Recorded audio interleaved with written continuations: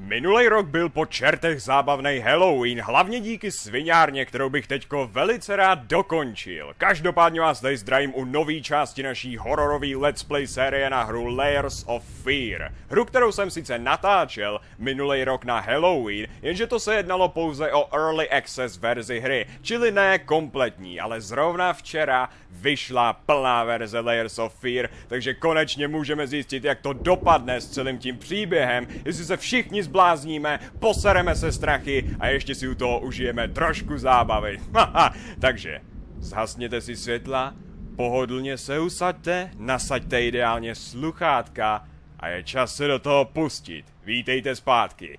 Takže, skončili jsme, já jsem vlastně tu hru musel hrát od začátku, musel jsem to trošku prospeedrunnerovat s vypnutým zvukem, abych se u toho náhodou neposral, protože některé místnosti tam měnili, ale jinak to bylo skoro úplně stejný, takže jsem si říkal, že to nebudu znova přetáčet, zabralo by to zbytečně moc času a prakticky byste viděli to samý s akorát nějakýma menšíma kosmetickýma změnama, jumpscary tam byly skoro úplně stejný, takže... A jenom abych tady takhle rychle zrekapituloval to, co se stalo, pokud si to ještě dobře pamatuju a vy si to pamatujete špatně, protože já mám pravdu. Tak, hrajeme teda za samozřejmě malíře, který tady má svůj magnum opus, svůj masterpiece. Ale ten masterpiece má za sebou hodně hnusnou historii. Historii toho, že vlastně tenhle barák už jednou schořel, jeho manželka je mrtvá, teď nevím, jak to bylo jeho s dcerou, jestli umřela taky, nebo... To je jedno, každopádně...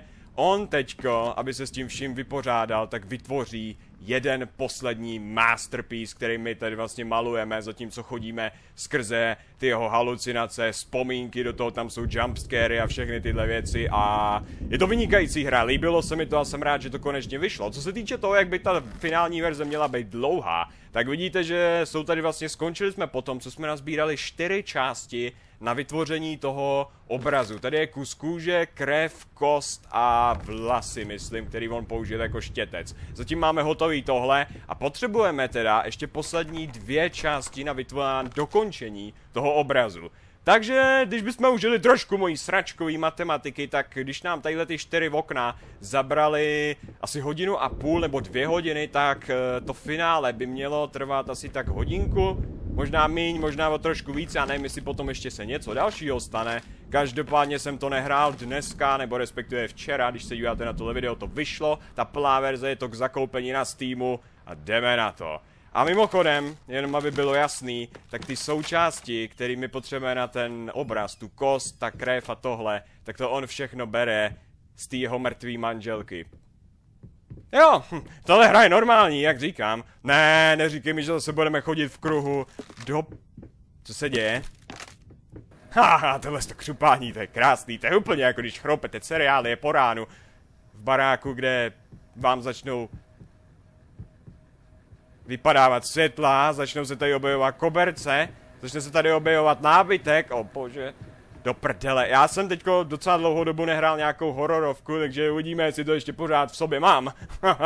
Teda nemyslím dnešní večeři, protože ta by za chvíli byla venku, ale tak. Dobrý, skvělý, objevily se dveře, ale jsou zamčený, takže potřebujeme klíček, který určitě bude v této tru. Skurvisyn, taky zamčený, vážně?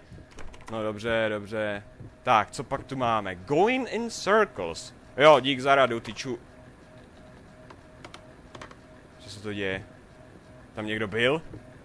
Někdo se houpe na mém houpacím křesle? Teďko jsem se zavřel v této místnosti, že jo? Já jsem ale šlechtí čurák. Tak se rozsvítíme a budem v Delirious, easy to forget, drunk. Ne, on svůj obraz už rozpracovaný vedle, tohle není ani trošku načnutý.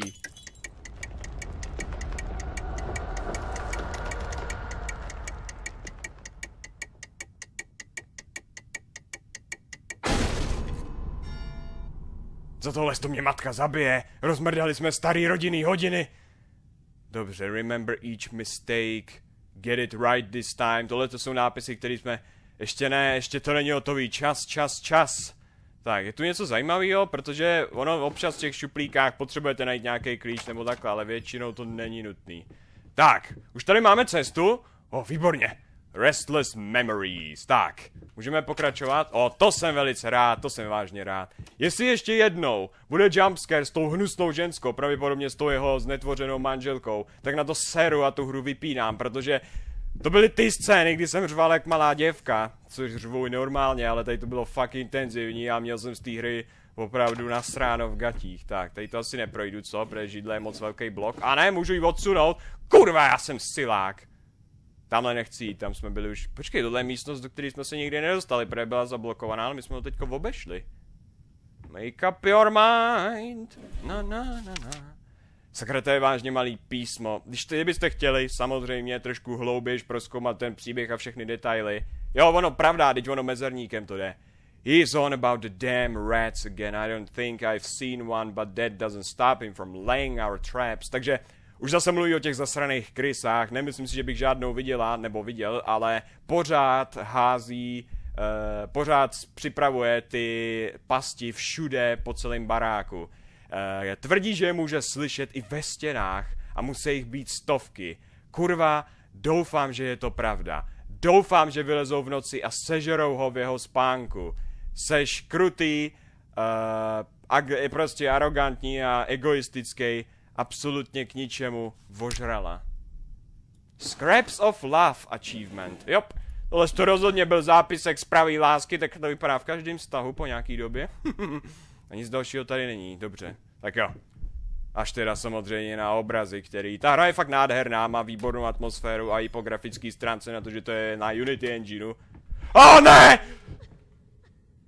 Tady musí víc nějaká jináčí cesta, protože tahle kurva mě zase sežere. Já tam nejdu. Já jdu domů! Tohle musí být špatná cesta.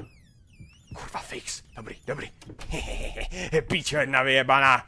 Tentokrát už tě na to oh! Hej, klíčando. Díky. Ty krysy ve skutečnosti pomůžou, tak co kecáš? Tady bude něco za oknama, těch oken je tady moc na to, aby se něco nestalo. Počkej, co je to za mnou? Dobrý, jo, to jsou jenom ty... Ta hra světela stínu je vážně na hovno. OK, dobře, v klidu. Máme klíč, paráda, to zrovna do těle z těch dveří. Na tu svini. Jakmile se někdo objeví nějaký černý fleky, tak nechci znít rasisticky, ale musíme se prostě držet pryč od té černý, OK? Protože ta mrcha je v těch černých flecích. A ta svině nás sežere. Nablije nám do huby a pak nás nechá na podlaze a musíme se vrátit k checkpointu. Což není žádný extra velký problém, ale... Jo, takhle. Jsem si myslel, že to jsou dveře z nějakého důvodu. Do prdele, počkej, tady je zámeček. To je dobře, že to můžeme... Co je s těma krysama furt? Tyhle ty chodbičky jsou najednou hodně úzký. Tady jestli někdo se objeví za mnou, tak se ani nebudu moc pořádně otočit. Mě tam bude hospodařit z prdelí a co já s tím udělám? No, postavila jsi tady hezkou dráhu, to je skvělý, ale... Co mě to pomůže? Počka. Dobrý, tady nic není. Aj, o co tady jde? Co mě tady furt navádíš? Kurva, o ne. Ty zasraný krysy. Co jsi tady rozbila? Moment. Tak, pejsek, kočička a krysa. A musíte se řadit podle čísel? Stupidní. Ty dětský hry. Aha, takže budeme muset jít zpátky, To je fakt dobrý, akorát, že... Se to za náma zamknulo a chce to číselný kód. Jo. Tak budeme hledat čísla. Počkat. My budeme... ne, ono to bude na té omalovánce, že jo? Výborně. Dobře, takže nejdřív jde kočička. Kočička jde tady odsud. Počkat, to nedává smysl. Haha, už jsem na to přišel. Teda, dobře, OK, musel jsem si dojít pro pomoc, ale mělo mě to napadnout. Prostě tady k tomu vždycky, ke každému tomu zvířeti vedou 3 čísla a vy máte jenom jedno to vždycky zvíře zobrazený a to je to, kde to musíte seřadit. Takže začneme tady u psa, jedeme takhle, takže první máme 2, potom půjde 5 a poslední bude 9, takže 2, 5, 9. A čekaj, ale to je to samé, co jsem měl předtím, to nefungovalo. Nebo jsem to měl, ne, jsem to měl jinak, nebo ne, jo? Fuck yeah! Tyhle ty pucly jsou absolutně jednoduchý. Jo, moment, ještě ten zámek. Příště něco těžšího, prosím. Tohle to bylo pro děti. Rozhodně jsem nemusel jít na YouTube, abych se podíval. Jak se to má řešit? Malej pejsek do boudy šel. Kurva, co se děje? Tady se nemůžete skrčit v té hře, jestli si to pamatuju, takže já tohleto neprojdu. To se musím vrátit zpátky. To jsem moc daleko teda nedošel. Jestli se za mnou zase ty dveře zamknou. Kurva, kudy mám jít?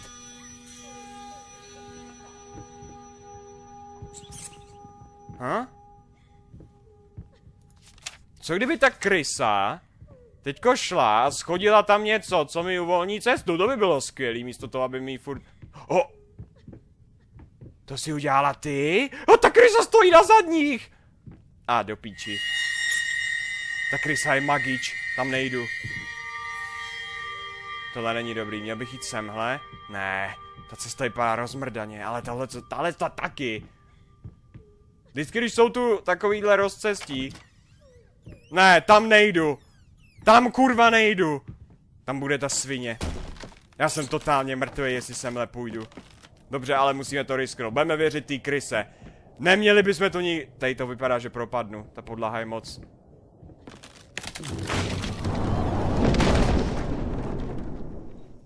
Ty jedna malá vousatá čupko. Já tu krysu vezmu, obkroutím jí ocas a uškrtím ho s ní. Ale dobrý, vypadá to, že jsme udělali progres a nejsme mrtví. Což je divný, protože tohle byl pád jako svině. Tohle je nakreslený, nebo to tady někde vrhá stín? Jo, takhle ono to je poskládaný, aby to vypadalo jako... Jo, to je zajímavý. To je hodně zajímavý design. Tak. Čuráci, co pak pro mě máte dalšího? Sakra, je to tmavší a tmavší. Já doufám, že to bude dobře vidět na videu, ale tohle video byste rozhodně měli sledovat v noci, OK? Nebo minimálně ve zhasnuté místnosti. Se zhasnutýma světlama, protože ta hra je tmavá a to mám jas v nastavení skoro až na maximum. Takže... Co tohle to kurva je? Hej, to vypadá úplně jako ta scéna z... Nový naděje, ne z Nový naděje, z... Sakra, skrytá pomsta, ne, skrytá hrozba. Phantom Menace, prostě, Star Wars epizoda 1. Qui-Gon Jinn jsem teďko a budu muset postupně procházet skrze zavírající se. Ne, dobře. Star Wars reference se sem nehodí. Ups. Jinak omlouvám se za tyhle takovýhle malý záseky. Ono se to občas stává. To bylo už v té betě, když se něco loaduje nebo takhle. Ale naštěstí to není nic drastického. Ale tohle bude drastický. Tohle z toho rozhodně kurva bude drastický. Tady bude něco v tom zasraném okně.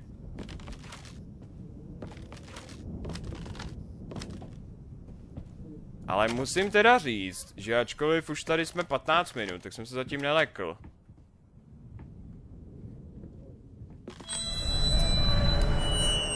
A to je zase tohle. Oni to trošku upravili, tady jsme už asi byli, že jo? Fucking mutt won't shut up. Hey, I can do that too. See? But can you paint? No? Well, that's all right. Neither can I, apparently.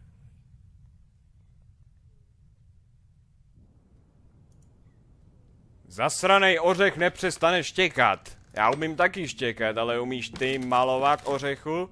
Ne? Podle nich taky já ne. Dobře, dobře, to si to víme, OK, neumíš malovat. No, zatím na tom aspoň pracujeme. Wow, co pak to je? Tohle je docela dost dlouhý. Takže když tak si to video pauzněte a mrkněte na to, pokud vás to zajímá. Tak. Tuhle část si pamatuju, protože my jsme vlastně, ten early access skončil tak divně. Takže tohle je něco, co jsme už viděli, ale stejně si to projdeme znova, protože to je jedna z nejvíc cool pasáží.